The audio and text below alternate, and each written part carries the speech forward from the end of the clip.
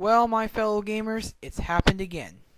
Fox News has put out another news report on video games that is complete and total bullshit. Is it just me, or does it seem that every year Fox News likes to put out at least one report bitching about video games? Let's see. 2006, it was the Columbine game. 2007, it was Manhunt. 2008, it was Mass Effect. In 2009, it was Modern Warfare. Every year they do this. And what game are they complaining about this year? Why, it's Medal of Honor, of course. Now, this report is somewhat old. It was from back in August. But better late than never, I always say. And Medal of Honor has been out for over a month. So, once again, not really much to talk about here. But I still feel compelled to rant about this just because, well, someone's got to do it. And I haven't been able to find anyone else on YouTube who's ranted about this particular report, or at least in the style that I'm doing it. So, I'm going to do it for myself and see what you guys think. But I gotta say, this news report is beyond stupid. Then again, has there ever been any Fox News report about video games that hasn't been stupid? Although I will say this particular news report wasn't as bad as some of their previous ones. I think Fox News is starting to get smarter, but that's not saying much, considering the fact that their intelligence level is still equal to that of a brick wall. So, anyway, let's begin this rant, shall we?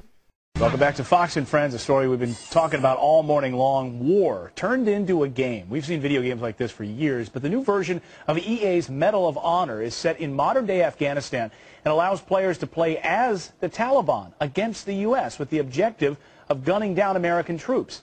All right, where do I begin?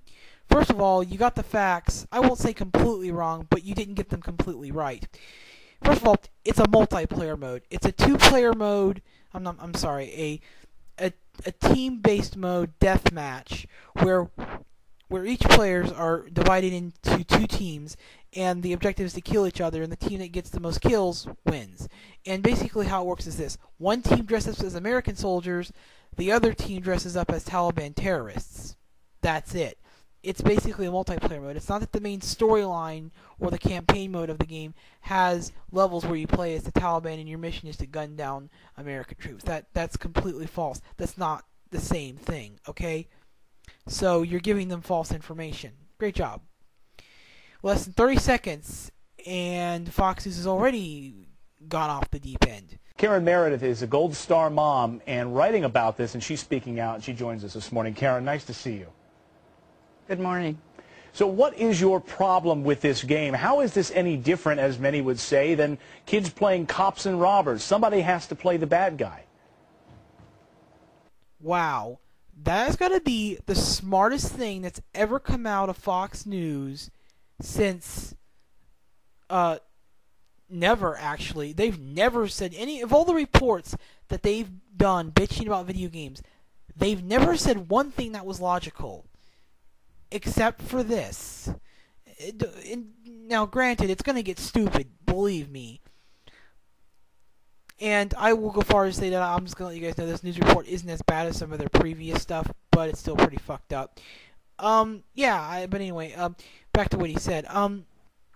He's right. How is this any different than cops versus robbers? I mean, it's the same thing. And really, only difference here, it's Americans versus terrorists. He's completely right. Oh boy, this is going to get interesting. Well, war is not a game, period. And the fact that they've already done games about World War II, that's far removed from our current history, and people aren't dying in World War II anymore. That's far removed. The families, and it's not based on real people. Right now, we're going into a really, really bad time in Afghanistan. We've just come off of the worst month of casualties in the whole war, and this game is going to be released in October. So families who are burying their children are going to be seeing this and playing this game. I just don't see that a video game based on a current war makes any sense at all. It's disrespectful. Oh yes, it's totally disrespectful.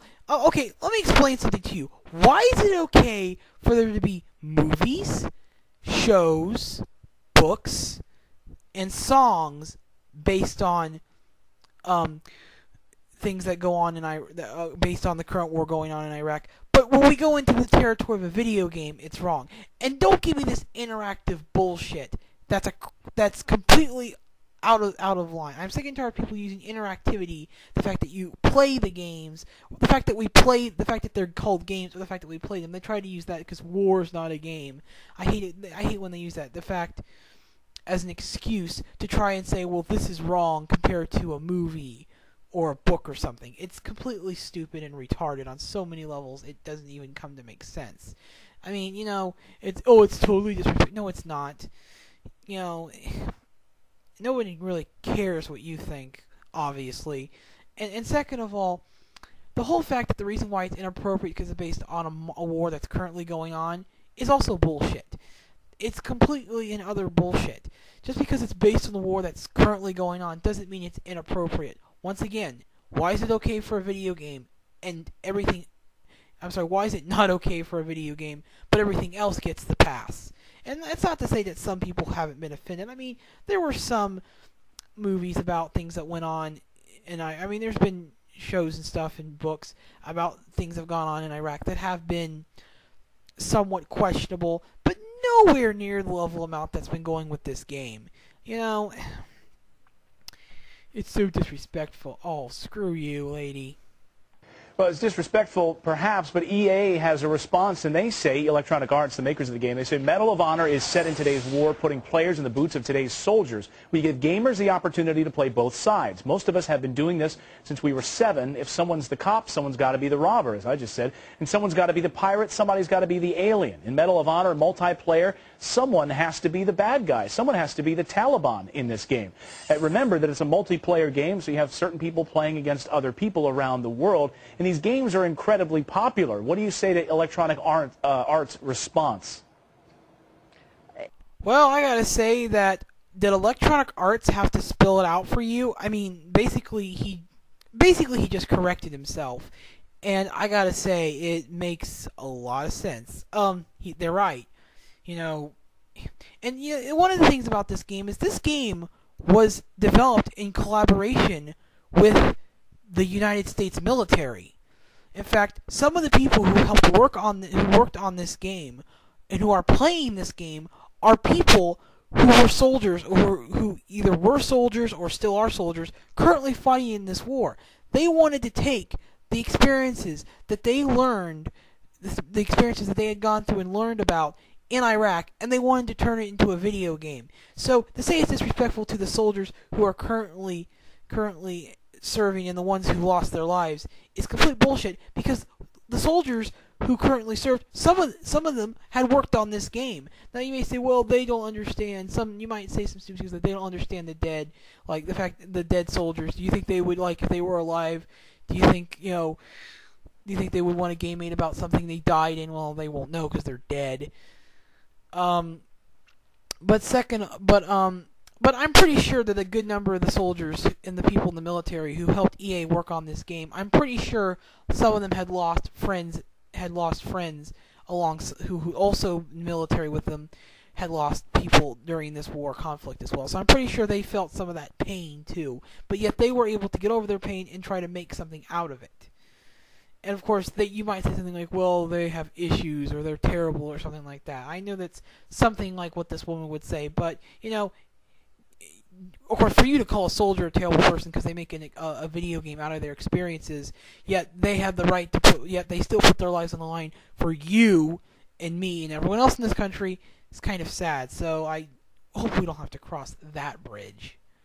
It's disappointing. They're a very big employer in the Bay Area in San Francisco where I am, and I just find this unrealistic to say that to compare cops and robbers to the Taliban and U.S. soldiers, that people can sit in their recliner and play this game, go grab a beer, come back and play again, and it's just not based on reality. But some would say, and I look at the research too, the average gamer age in this country is 35 years old. I think a lot of people think they're kids. In fact, the average game age of person buying this game is 39 years old. They're not kids. They're grown adults. Can't these adults make the decision of what types of entertainment they watch? Heck, they're watching pro wrestling too. Oh my God. this Fox News report is actually somewhat subtle. I don't believe it. Not only does he say, it's kind of like cops, this whole American versus Taliban is just like cops around, but he also says, the average age of a gamer are adults. And, shouldn't they have the right to choose what they play? Maybe it's because of all the... I don't... I think I get it. Fox News has finally got the ranting, because Fox News is a huge corporation. They're the biggest, most watched news corporation in America, and also the most hated because of their attacks on video games. Because there's more gamers in this country than there are, well, I would say probably people who believe in God, if you want to go down that road. But by the way, I was joking about that. I don't know, maybe. But I think of all the gamers have come here on YouTube, and we've ranted and bitched about Fox News for years, and maybe the guys at Fox News have actually been listening to us and our comments and finally gotten the point that we're sick of hearing their shit.